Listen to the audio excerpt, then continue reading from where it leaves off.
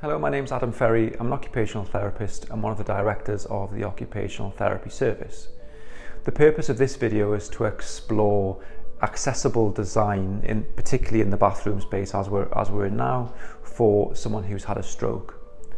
Now, anyone who's listened to this and has supported someone with a stroke will be acutely aware that stroke is a very general term. It's very difficult within an environment space to be able to demonstrate how something should or should not be designed, because it's so unique for the individual. But we'll try and cover some of the key concepts as a starting point, and then you can explore those in more depth on the AKW website. So the first thing I want to cover is transfers. So depending on what stroke your client has had, may dictate how they're able to transfer. So the things for us to consider are if the person is ambulant but only turns one way because of neglect or inattention. It's very important clearly that the layout of the bathroom supports them turning in that way. If the person is semi-ambulant, and by that I mean maybe using a wheelchair and then side transferring, which side do they transfer to and from, and how does the environment support that? One of the things that's often not considered well enough is if the person only transfers to their right, we set that bathroom up so that they can transfer to their right hand side to the toilet. But then clearly if there isn't space on the other side of the toilet for them to continue that transfer right, they have to transfer to their left to get off the toilet. So how are we dealing with that? Is there space on both sides to facilitate a complete slide on one side? Or are we manipulating that transfer in another way? If the person's being hoisted, are we using seal and track systems? What seal and track systems? Where do they go to? What spaces do they cover? And is proportionate handling being considered as part of that to maximise dignity? One of the other things we need to consider for somebody who's had a stroke and is ambulant is some of the theories around falls, and there is more detailed information on the AKW website about falls specific design. However, things like lighting, colour, flooring that is at a minimum R10 approved, as AKW safety flooring is, all these kind of features minimise the risk of falls. One of the things you also need to consider is fall recovery. Fall recovery is one of the most important aspects for someone who is at risk of falling, because the evidence suggests that delayed initial recovery from a fall is the thing that has the biggest impact on maximising of outcomes. If you're working with someone who's had a stroke, they may have developed as a result some sort of visual impairment.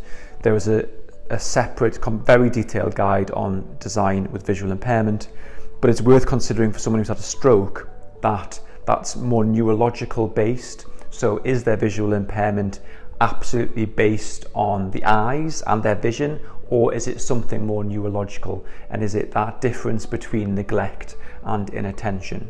But whatever the reason for that, we need to consider what side things are placed on. Is the person attending to the left side, say, for example?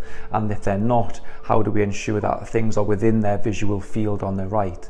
However, having said that, as somebody who works in neuro rehabilitation, the space can also be used to support rehabilitation.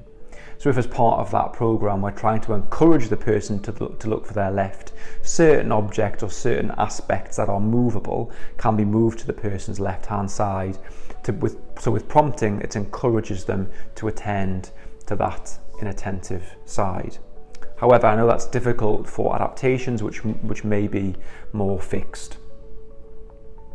Sensory changes are an important part of some strokes, and it's therefore worth considering care showers with good thermostatic controls. How do we reduce risk of scalding?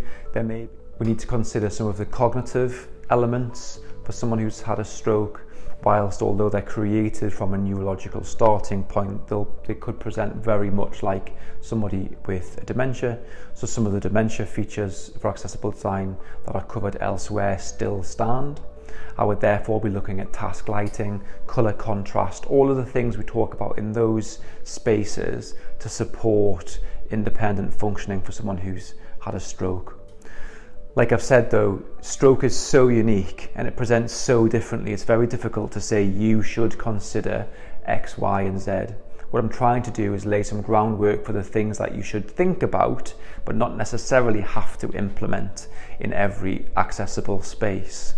Really, this is about independence. It could be about rehabilitation, because adaptations can support rehabilitation at the same time. Those two approaches don't need to be separate, whilst maximising dignity.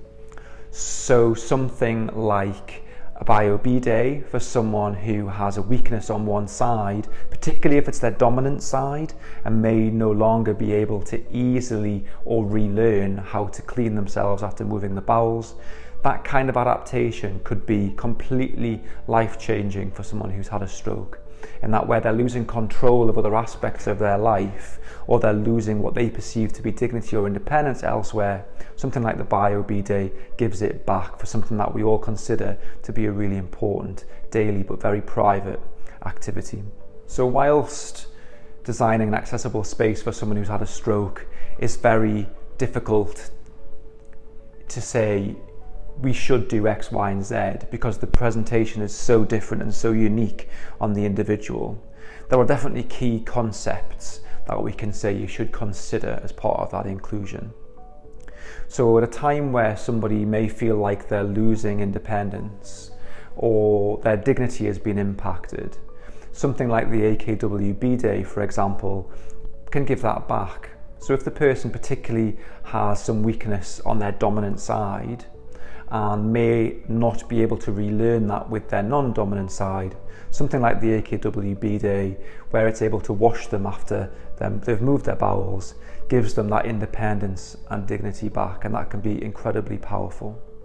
So consider aspects such as neglect, inattention, visual impairments such as hemianopias, falls, mobility, transfers, where the person's going to attend, colour contrast, all of these sorts of aspects that maximise independence and dignity for someone in the functional space.